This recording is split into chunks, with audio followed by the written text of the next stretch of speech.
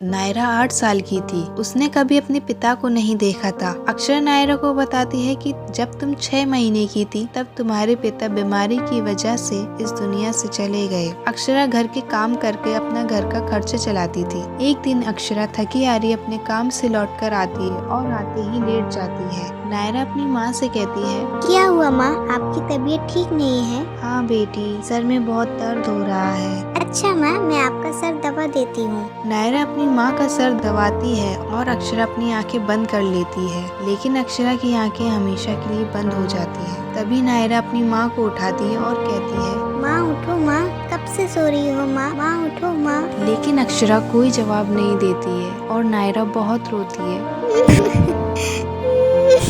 माँ, पापा भी मुझे छोड़ के चले गए और अब आप भी मुझे छोड़ के चली गई।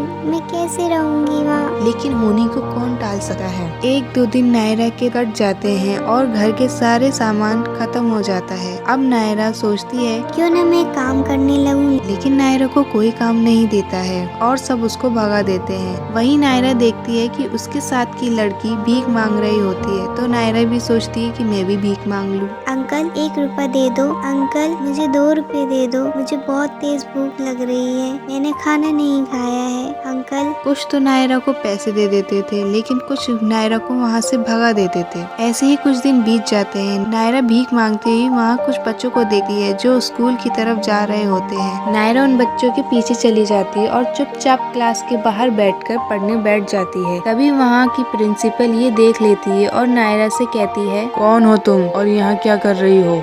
मैं यहाँ पढ़ने आई थी, मेरे पास पैसे नहीं है और मुझे पढ़ना बहुत अच्छा लगता है। प्रिंसिपल नायरा को क्लास में ले जाती है और नायरा से सवाल जवाब करती है। नायरा सारे सवालों का जवाब ठीक से देती है। अरे वाह, तुम्हें तो सब आता है, कहाँ से पढ़ी हो तुम? मैंने बताया ना आपको, मैंने सब आपसे सीखा है। लेकिन तुम्हारे माँ बाप कहाँ हैं और कहाँ रहती हो तुम? फिर नायरा अपनी प्रिंसिपल को सारी बातें बताती है। ये सुनकर प्रिंसिपल की आंखों में आंसू आ जाते हैं और वो नायरा से कहती है, अब तुम चुपके से मत पढ़ना, यहाँ सबके साथ पढ़ना। ये सुनकर नायरा बहुत खुश हो जाती है और वो मन लगाकर पढ़ाई करती है। कुछ दिन के बाद नायरा को स्कॉलरशिप मिल जाती है और वो अब शहर पढ़ने चली जाती है। नायरा IAS की पढ़ाई कर अपने गाँव लौटी है और प्रिंसिपल से मिलने जाती है। प्रिंसिपल नायरा को IAS बनता हुआ देख बहुत खुश होती है। नायरा अपनी प्रिंसिपल से कहती है, मैं जो कुछ भी हूँ आपकी वजह से हूँ, आपका बहुत बहुत शुक्रिया। ये सुनकर नायरा की प्रिंसिपल की आंखों में आंसू आ जाते हैं और वो बहुत खुश होती है। तो आज का सवाल ये है, नायरा कौन बनती है? अगर आपको पता है तो चैट सेक्शन में जरूर बताएं। वीडियो पसंद आए तो वीडियो को लाइक करें।